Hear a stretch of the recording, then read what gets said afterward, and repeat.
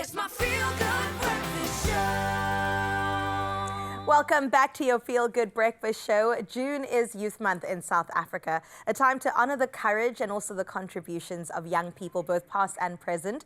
But while the youth have always stood up for justice as well as change, there's another quieter revolution that needs their help, and that is blood donation. So today we're joined by Marika Kali, the Public Relations Manager of the Western Cape Blood Services, to unpack the state of blood supply in our province and how the youth can step up and literally save lives. So welcome. Thank you so much for being here. It's lovely being here. Oh my gosh, I have to get into this conversation immediately because it is Youth Month and there's so many different focuses that pull us in different directions. But why is it such an important time now to address us, but specifically to address the youth in South Africa when it comes to blood donation?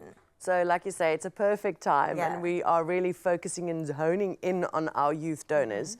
It's really something that you can start at the age, you can start donating at the age of 16. Right. And we feel that people starting very young usually continue their donation journey throughout. We know that our Gen Zs really want to make a difference. They want to be part, they want to speak up. And this is just the most amazing way how they can make an extremely tangible difference. Doesn't cost you a cent, half an hour of your time, and you get to save 3 lives. And you get a cookie and a juice afterwards. Of I'm just course. saying. I remember in high school, I probably started around 16 too, and Yeah. we would do these high school drives. I would do it there in varsity. I would also do it. Now I need to maybe step my game up a little bit, continue down my path of being a local hero. But what is the current stock of blood donation? What is happening there in the current stock of blood that you currently have? So we always aim to have a 5-day blood stock supply, and we're very, very fortunate.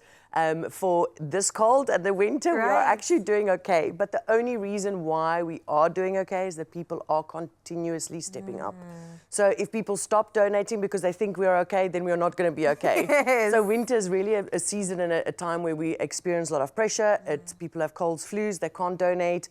Weather, let's be honest, is not conducive always if it's raining like cats and dogs in Cape Town. So all these things play a factor and play a role into whether people are coming out to donate, and that we have seen our 5-day supply going to 4 days, going to 3 days. Then we do a media call and people come out. We are... Sometimes they forget and they're like, oh yes, let me do this. And I mean, in this month where we celebrate World Blood Donor Day tomorrow and National Blood Donor Month, we are just so fortunate. We celebrate all our heroes and we say thank you to each and every single person helping us getting our blood stocks where it needs to be. That's beautiful. When it comes to what is required the most, I know you get different blood types. There's A, I think I'm A+, there's B, there's O, negative O positive. So what are you actually looking for the most? So we need blood of all blood groups. Okay. So like you said, there's actually 8 different blood groups. Oh. Our O blood groups are more under pressure because they are the universal donor, so it can be given to all other blood groups.